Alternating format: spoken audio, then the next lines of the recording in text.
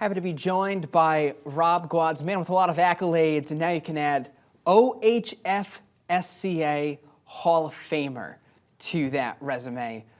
It's got to be a real honor for you after everything that you've done. How'd you find out about that?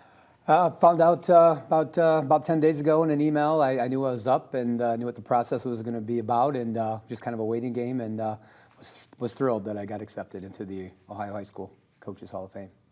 21 years coaching softball, 414 wins.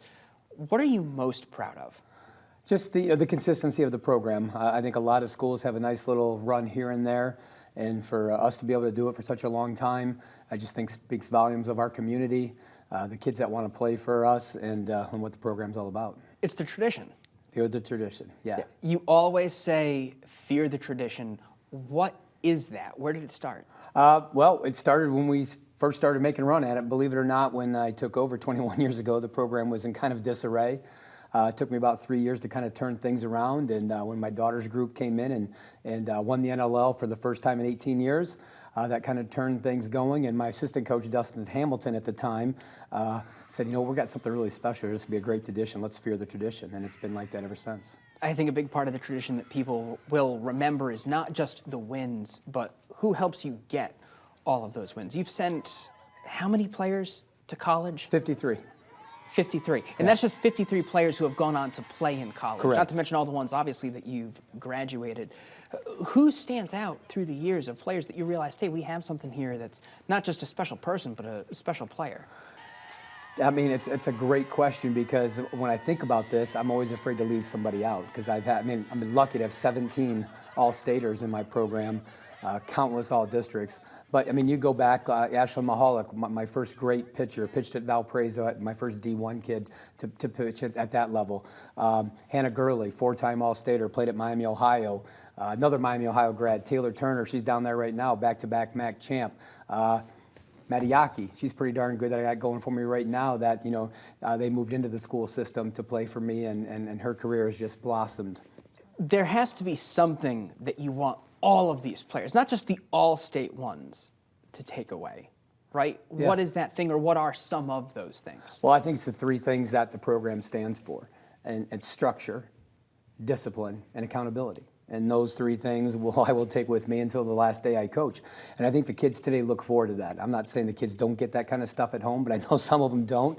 And so I think when they leave the program, they appreciate what it's all about, what those three core values are about. And then obviously at the end of the day, we're producing great young women in leadership roles, how to strive, how to win, and how to be, you know, everything that they've achieved in our high school program. When someone plays at Springfield for 3 or 4 years, do they learn those three things naturally, or is there something about the coaching style that you and your coaching staff do that actually implements those things in a very specific manner? Well, you know, my long-term assistant coach, Mike Haas, been with me for 16 years, and you know, I think, you know, not only are we coaches, but we're mentors, we're father figures, and I think we set those ground rules right off the get-go, and then obviously then it goes into our player development. I don't have captains, don't believe in captains. We have seniors. Every year when it's a senior, it's your program, it's your turn to lead, and it's your turn to teach the tradition and those core values, and that's how the kids continue to grow and learn in the program. And they keep coming back, don't they? Like, that's just something that struck me in the time that I've been here. Yeah. Is when you make these playoff runs, how many of those people who are no longer seniors, but maybe they're seniors in college or they've graduated college, and they keep coming back to cheer your kids on? Yeah, that means a lot. I mean, we're doing our winter workouts right now, and every one of our kids that are playing in college have come back. We had 2 of them up there today in the weight room with us. Dugout-wise, open door. We've always preached that for 21 years. No matter how old you are, what grade you're in, once you're done, you come inside the dugout during a game, and there's sometimes we have 5, 6, 7 kids in our dugout who have been past players and coaches. You know, I have Chelsea Haas right now, past player on my coaching staff, which is a huge part of our program. You made a deep playoff run with your daughter, right? Yeah. That's got to be one of the really special memories. And now your granddaughter, Hallie, is playing, albeit very young. Yeah. What is it like being able to share all of this with your family? Well, you know, family's what it's all about in our program. You know, my wife graciously opens our door all the time. Team dinners, bondings, everything's at our house. family-wise, yeah, Kelsey's the one that started to get things rolling and took me to the first NLL title, first regional, whatever. And now she's blessed me with the greatest gift of all, with Hallie, my granddaughter. And Hallie's with us every single day at practice, games, team dinners, you name it. And my players just make her feel like a huge part of what's going on. So thrill. I mean, I can't say enough about how exciting that stuff is. I think for athletes in particular, you make it to the Hall of Fame, and it's like a period on the end of a career. That's it. I did everything I could possibly accomplish. It's over. Congratulations. But you're not done. No, I still got a plan. I've coached my daughter. I've coached 2 nieces. I got 1 more niece coming.